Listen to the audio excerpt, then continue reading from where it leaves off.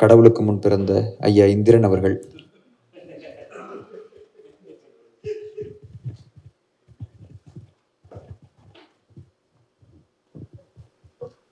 அன்பிற்கினியவர்களே, இந்த நம்ம கிம்சியாக் என்ற பெயரில் வந்திருக்க நம்ம முத்துக்கந்தன் ஒரு 2 புத்தகங்களை கொண்டு வந்திருக்காரு. அது ரொம்ப சந்தோஷமாக இருக்குது. குறிப்பாக வந்து முத்துக்கந்தன் வந்து என்னை அவருடைய கிறித்துவ கல்லூரியில் மாணவராக இருந்த காலத்துலேருந்து எனக்கு தெரியும். அதனால் அவருடைய ஒரு ஸ்டேஜும் அப்படி பார்த்துக்கிட்டே வரோம். அப்போ அவர் வந்து முத்துக்கந்தன் வந்து இப்போது இருக்கிற ஏரியா வந்து அவர் வந்து ஒரு கட்டுரைகள் நான் ஃபிக்ஷனு அந்த சைடில் இருந்து இப்போ வந்து அவர் வந்து கிரியேட்டிவ் சைடு ஒரு கிரியேட்டிவ் லிட்ரேச்சர் கற்றுக் கொடுக்கக்கூடிய ஒரு பேராசிரியராக ஆயிட்டார். அப்படின்னு ஒரு சைடில் வந்து முத்துக்கந்தன் வந்து பேராசிரியர்ன்றதுனால ஒரு அத்தாரிட்டி ஃபிகராக போயின்னு வர்றாரு. இன்னொரு பக்கத்தில் கிரியேட்டிவ் லிட்ரேச்சர் கற்றுக் கொடுக்கறதுனால அவர் வந்து ஒரு ஸ்பான்டேனியஸான பர்சனாகவும் இன்னொரு பக்கத்தில் வந்துடுறாரு. அதனால் அப்படிப்பட்ட இவர் வந்து என்ன மாதிரியான புத்தகத்தை பண்ணியிருக்காரு அப்படின்னு சொல்லி ஒரு ஆர்வத்தினால தான் இந்த புத்தகத்தை நான் பார்த்தேன். அந்த புத்தகங்களை பார்க்கும்போது கிம்சியாக்கில் வந்து ஒரு பல்வேறு விதமான ஒரு புத்திமுறைகளை அவர் பயன்படுத்தியிருக்க மாதிரி தெரியுது. அவர் வந்து எப்பவும் எழுதுகிற விஷயத்து இல்லாமல் எல்லாத்தையும் ஏதோ ஒரு பசில் அப்படியே கழிச்சு போட்டுட்டு திருப்பி அதை எடுத்து இது பண்ணுற மாதிரி அவர் ஒரு முயற்சி பண்ணியிருக்கிறது தெரியுது.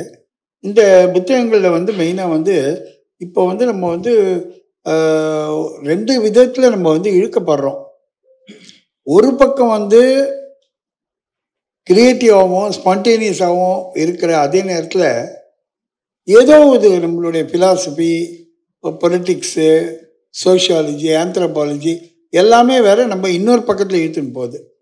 இது வந்து அது மேலே ஒரு ஒரு லிக்விடு ஒரு தண்ணி இருக்குதுன்னா அந்த தண்ணியிலேருந்து ஒரு பக்கத்துலேருந்து ஒரு அனல் காற்று அடிக்குது, அதனால அது ஒரு மாதிரி இதுவாக இருக்குது. இன்னொரு பக்கத்துலேருந்து குளிர் காற்று அடித்து அது அப்படி சாலிடாகவும் ஆக்கி நிற்குது.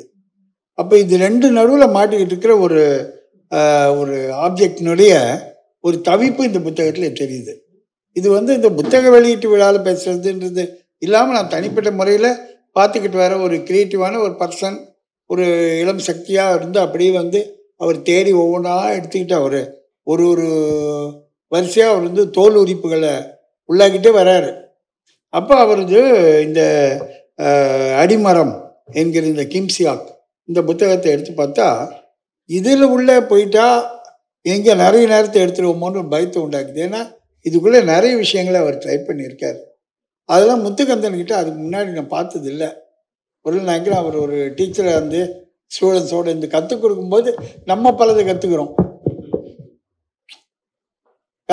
ஏன்னா இப்போ வந்து ஒரு கணக்கே ஒரு வாத்தியார் கற்றுக் கொடுத்து போனோடனே நம்ம அந்த கணக்கை வந்து இன்னொரு பையனுக்கு கற்றுக் கொடுக்கும்போது அந்த பாடம் ரொம்ப நல்லா தெரிஞ்சிருது, நம்ம கணக்கு இன்னும் நல்லா தெரிய வந்துடுது. அது மாதிரி இவர் கற்றுக் கொடுக்கும்போது அதில் வந்து இதுவாகுன்னு. அடுத்தது வந்து இந்த புத்தகம் இயல்பால் அறிவோம். இந்த இயல்பால் அறிவோம் புத்தகத்துலேயும் வந்து ஒரு கதை சொல்லியினுடைய குரல் வந்து ஒரு ஒரு நேரேட் பண்ணி ஆகணும், ஒரு கதையை சொல்லி ஆகணும், உள்ள ஒரு இதுக்குள்ளே வரணுன்ற மாதிரியான ஒன்று. இதெல்லாம் பார்த்துட்டு இருக்கும்போது ரொம்ப இப்போ அண்மை காலத்தில் பண்ண இவருடைய ஒர்க்கில் வந்து எனக்கு ரொம்ப ஒரு கவர்ந்தது எதுன்னு சொன்னால் சார் பழனி சாரும் அவரும் சேர்ந்து அந்த புத்தகம் ரொம்ப முக்கியமான புத்தகம்.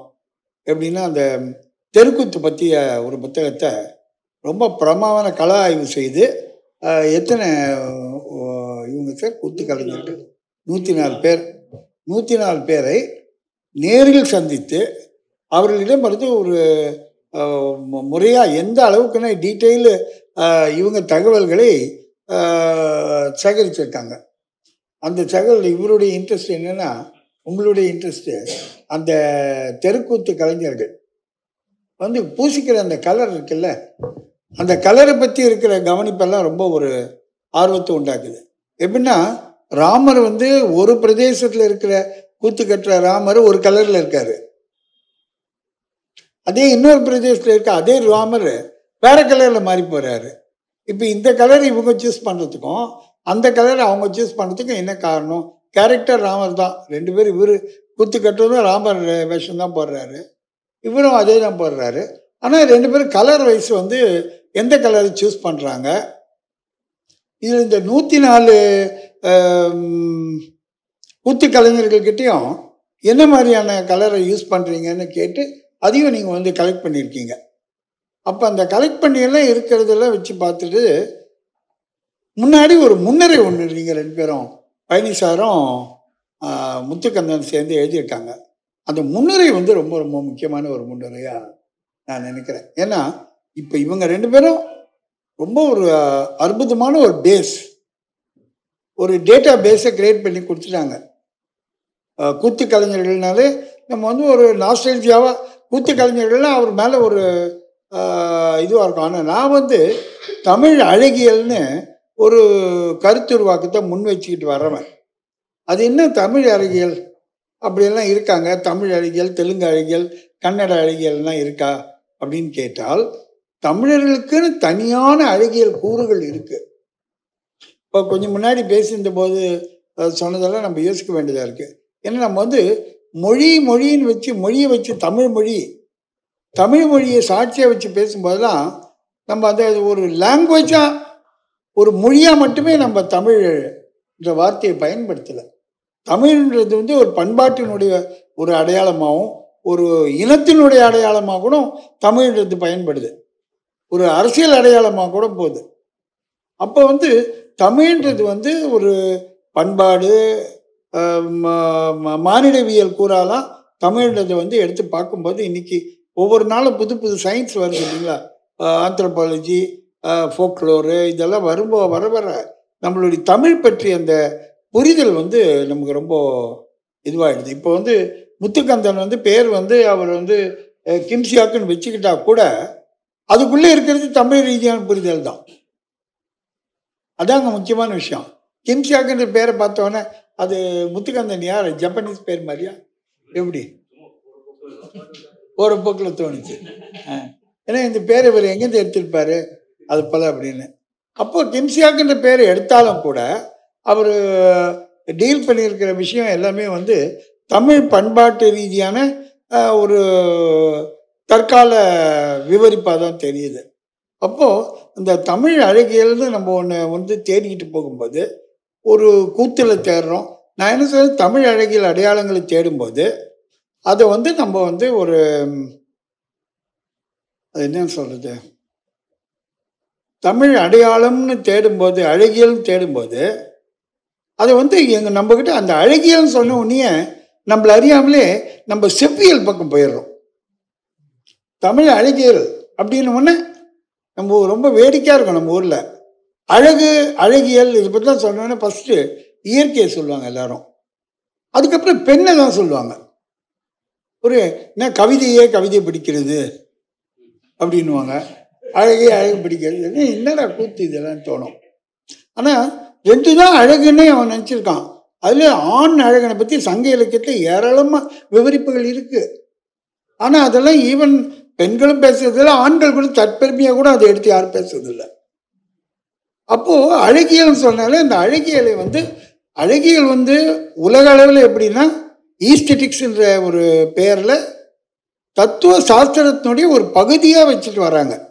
ஒரு பிளாட்டோ அரிஸ்டாட்டில் காலத்திலேருந்து அதை வந்து ஒரு தத்துவ சாஸ்திரமாகவே அழகியல் எது அழகு அப்படின்னு ஒரு அடிப்படை கேள்வியை கேட்குறாங்க.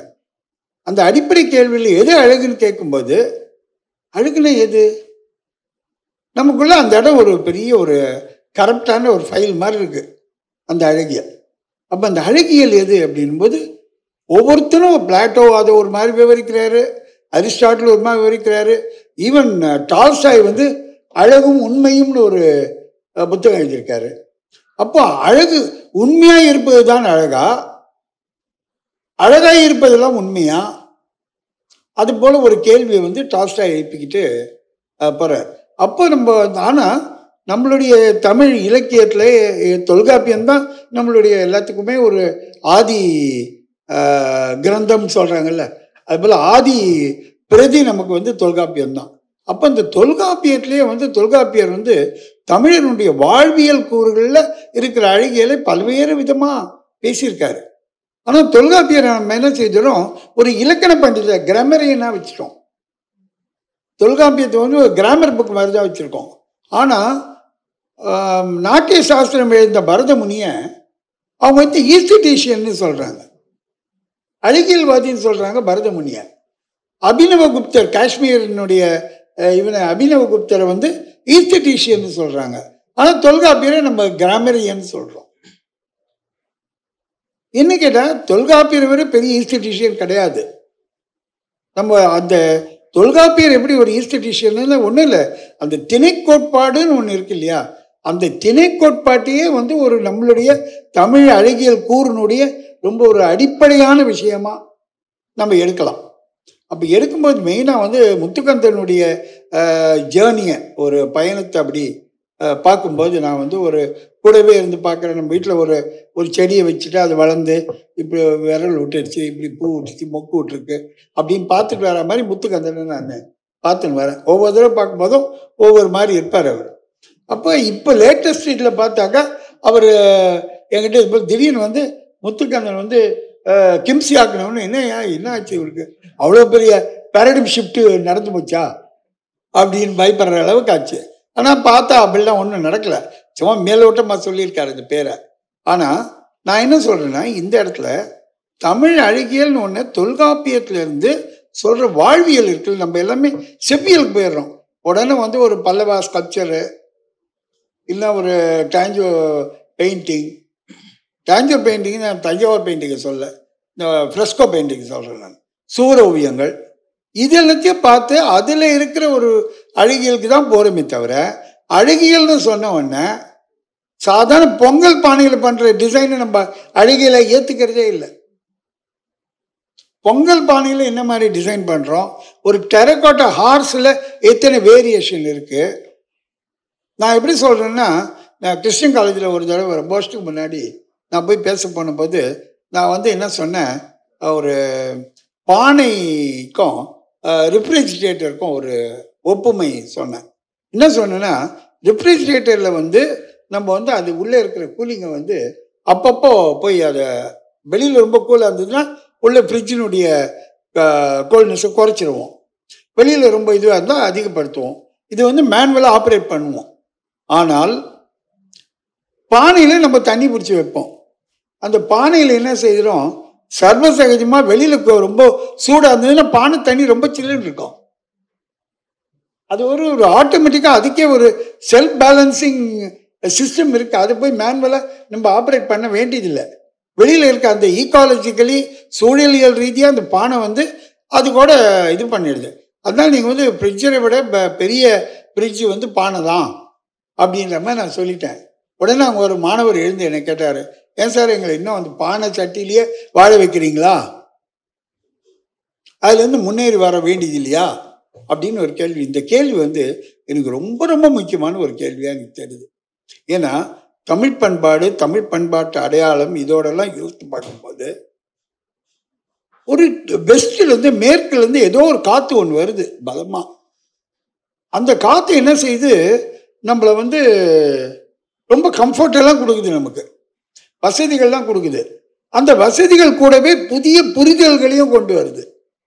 நான் அந்த வசதிகளை ஏற்றுக்கும் போது அது எடுத்து கொடுக்குற புதிய பண்பாட்டையும் கூட சேர்த்து ஏற்றுக்கிறேன். இந்த இடத்துல தான் நம்ம வந்து நம்மளுடைய பண்பாட்டு அடையாளத்தை எப்படி தக்க வைப்பது, எப்போ இந்த மேற்கு. அப்போ என்ன ஆயிடுதுன்னா, தற்கால தமிழனுக்கு ரெண்டு தலை. ஒன்று வந்து தொழில்நுட்ப அறிவியல் கொடுக்குற வசதிகளையும் தொழில்நுட்ப அறிவுகள் கொடுக்குற புதிய பார்வைகளையும் ஆசையோடு ஏற்றுக்கொள்கிற ஒரு தமிழன். இன்னொரு விதமாக நம்மளுடைய மரபார்ந்த நம்மளுடைய வேரிலிருந்து கிடைக்கிற நம்மளுடைய புரிதல்கள் இருக்குல்ல, அந்த புரிதல்களுடைய ஒரு தலை, ரெண்டு தலை. அப்போ வந்து இது நடுவில் நம்ம வந்து ஒரு இதை நான் எப்படி சொல்லுவேன்னா, ஈஸ்தெட்டிக்ஸ் ஆஃப் ஆம்பிவலன்ஸ்ன்னு சொல்லுவேன். ஈஸ்தெட்டிக் ஆம்பிவலன்ஸ் சுச்சுவேஷன்றது வந்து இதுவா அதுவான்ற ஒரு ஊசலாட்டம். அந்த ஊசலாட்டம் நம்மளுடைய அழகியல் அடையாளங்களில் நம்மளுடைய வாழ்க்கையில் பெருசாக இருக்குது. நம்ம எதுவாக மாறணும், நம்ம எப்படி இது பண்ணணும். இப்போ வந்து சார் வந்து ஒரு புத்தகம் ஓவியத்தை பற்றி எழுதியிருக்காரு. அதை அவர் என்ன செய்கிறாரு, அதை இல்லஸ்ட்ரேட் பண்ணி கற்றுக் கொடுக்குற மாதிரி டெக்ஸ்ட் புக் தான் எழுதியிருக்காரு. ஆனால் அவர் யூஸ் பண்ணியிருக்க அந்த இல்லஸ்ட்ரேஷன்ஸை பார்த்தா வைக்கம் முகமது பஷீரை வச்சு பண்றாரு. அப்போ வைக்கம் முகமது பஷீரை ரெஃபரன்ஸா அவர் வைக்கிறார். அது படம் தான். அவர் அந்த வாட்டர் கலர் எப்படி டீல் பண்ணும், மீடியாவை எப்படி ஹேண்டில் பண்ணுன்றதுக்கு தான் சொல்றாரு. ஆனால் ரெஃபரன்ஸ் பாயிண்ட் வைக்கம் முகமது பஷீரா இருக்கு. அப்போ அவர் வந்து ஒரு சைடில் இழுத்துட்டு போறாரு நம்மள.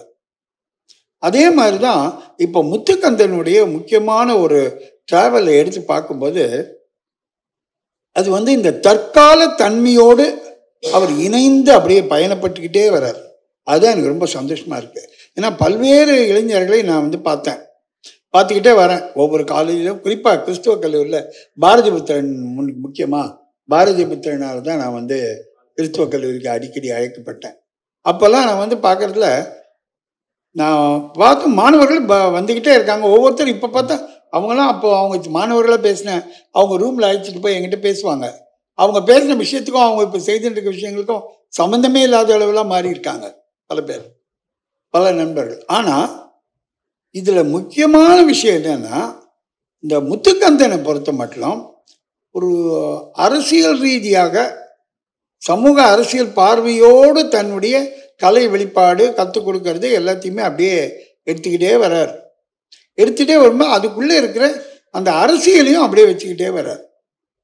அப்படி வரும்போது தான் நமக்கு என்ன தோணுதுன்னா, இந்த அரசியலையும் அழகியலையும் ஒன்றிணைத்து எப்படி கொண்டு போகிறது, அதுதான் ரொம்ப முக்கியமான ஒரு விஷயமா இருக்குது. அந்த புத்தகங்கள் 2 புத்தகத்தையும் வந்து இயல்பால் அறிவோம் அந்த இது ரெண்டுத்தையும் பேசும்போது மெயினாக எடுத்துக்க வேண்டிய விஷயம், இந்த புத்தகங்களை பார்க்கும்போதும் இந்த 2 புத்தகங்களை பார்க்கறதுக்கு கொஞ்சம் முன்னாடி படித்த அந்த தெருக்கூத்து பற்றி அந்த புத்தகம் 3த்தையும் எடுத்து வச்சு பார்க்கும்போது கலை, அழகியல், அவர் இருக்கிற கிரியேட்டிவ் ரைட்டிங், இந்த 3யும் இந்த கிரியேட்டிவ் ரைட்டிங்னு மேல்நாட்டுத்தனம், மேலைமைப்படுதல், நவீன பயிர்தல்னே மேலைமைப்படுதல். சந்துரு இதை அடிக்கடி சொல்லுவார், ஓவியர் சந்துரு. நவீன பயப்படுதல்னாக்கா அது வந்து வெஸ்டர்னைசேஷன் தான், மாடர்னைசேஷன் நினச்சிக்கிறாங்க அப்படின்னு. உண்மையில் வந்து நவீன பயப்படுதல் தற்காலத்தன்மை தான். இப்போ வந்து முத்துக்கந்தன் பண்ணதெல்லாம் வந்து இதில் வந்து தற்காலத்தன்மையை நோக்கி தான் அவர் வந்துட்டு இருக்கார். ஆனால் அதே சமயத்தில் அது வந்து மேலை நாட்டினுடைய விஷயங்களை அப்படியே சுவீகரிச்சிக்கல. அது ஒரு நிலா வந்து சூரியன்கிட்ட இருந்து வெளிச்சத்தை வாங்கி பிரதிபலிக்கிற மாதிரி அவர் ஒன்றும் அது போல் இல்லை, அந்த டெண்டன்சிஸ் இல்லை. இப்போ வந்து ஒரு அப்சர்வ் போயிட்ரின்னு வருதுன்னா உடனே அப்சர்வ் போயிட்ரி. இன்னைக்கு கவிதை எழுதுறவங்களாம் யோசித்து பார்த்தா ரொம்ப வேடிக்கையாக இருக்கும். நான் நிறைய பேர் நெருங்கி பழகிறதுனால தெரியும். சின்ன பிள்ளைங்களாம் என்ன செய்வாங்க, 2 புக்கு வச்சுருப்பாங்க. மெயினாக கவிதை எழுதணுன்னா என்ன மாதிரி மாடலில் எழுதணுன்னு. ஒன்று யார் தெரியுங்களா, சொற்கள். இந்த அலையன்ஸ் ஃபினான்ஸில் ஒரு சின்ன புக்கு போட்டான்ல, ஜாக் பிரவர் புக்கை வச்சுப்பாங்க. அது நிறைய பேர் ரெஃபர் பண்ணுறாங்க. அதை விட்டா அரைக்குள்ள அந்த ஆப்பிரிக்கவானம், அதை விட்டா பிரம்மராஜனுடைய அந்த உலக இலக்கியம்னு ஒன்று, இந்த 3 பார்த்துப்பாங்க. அதில் இருக்கிற எல்லாத்தையும் கொஞ்சம் எந்த போக்கில் இருக்குன்னு பார்த்து அதை வச்சு ஒன்று எழுதுறாங்க. இப்போ அதை போல டெண்டன்சி முத்துக்கந்தன் கிட்ட இருக்கா அப்படின்னு நான் வந்து அந்த புத்தகங்கள் படித்த போது நான் பார்த்தேன். ஆனால் ரொம்ப சந்தோஷமாக இருந்தது. அது போல டெண்டன்சிஸ் இல்லை. அதனால் நான் என்ன சொல்கிறேன்னா,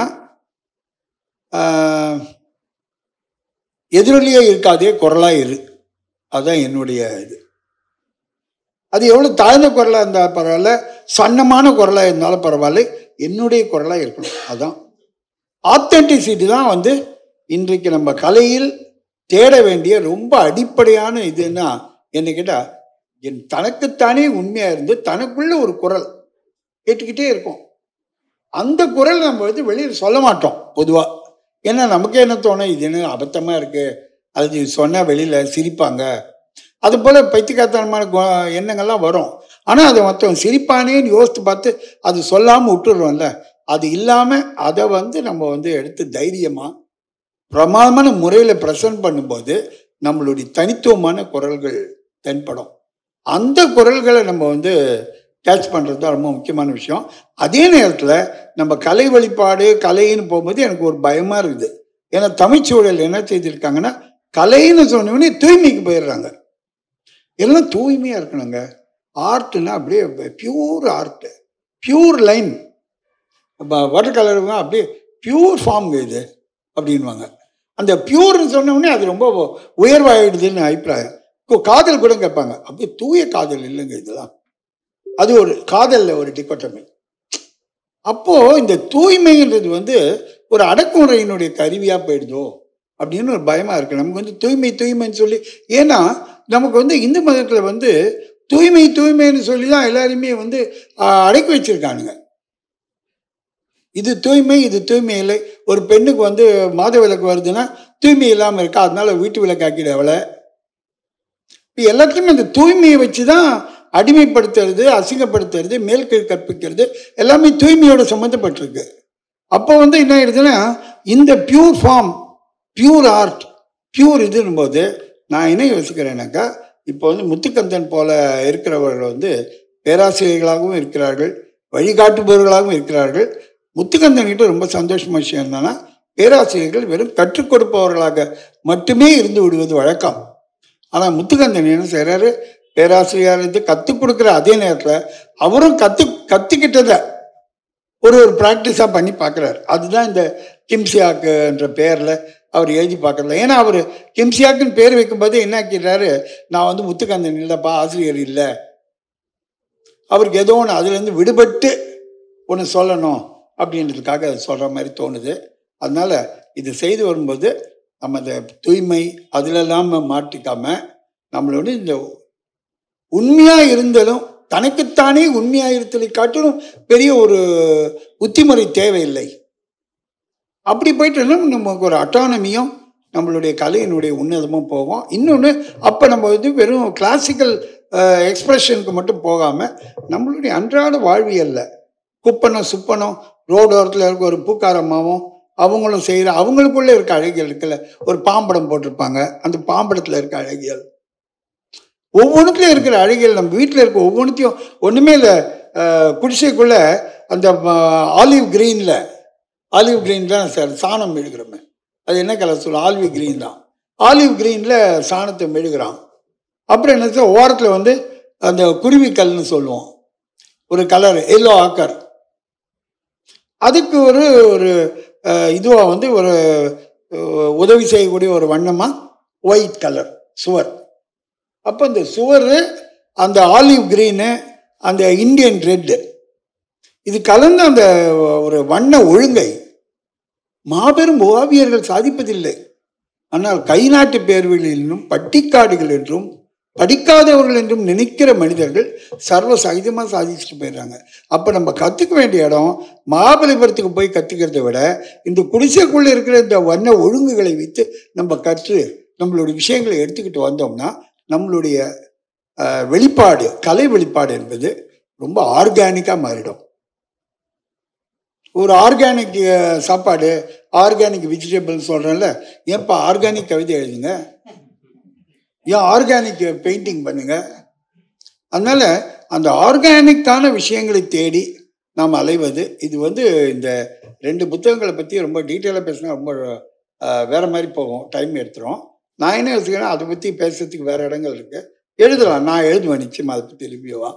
ஆனால் எனக்கு என்ன தோணுதுன்னா, இதை வச்சு பார்க்கும்போது அதுவும் இந்த சூழல்ல நம்மளுடைய எல்லாரும் இளைய சக்திகள் இங்கே இருக்கும்போது நம்ம எங்கெங்கெல்லாம் நம்ம தடுமாறுவோமோ அதை பற்றியெல்லாம் கொஞ்சம் 2 விஷயம். ஒன்று வந்து தனக்குத்தானே உண்மையாக இருத்தல், 2வது தன்னுடைய பண்பாட்டுக்கு உண்மையாக இருத்தல்.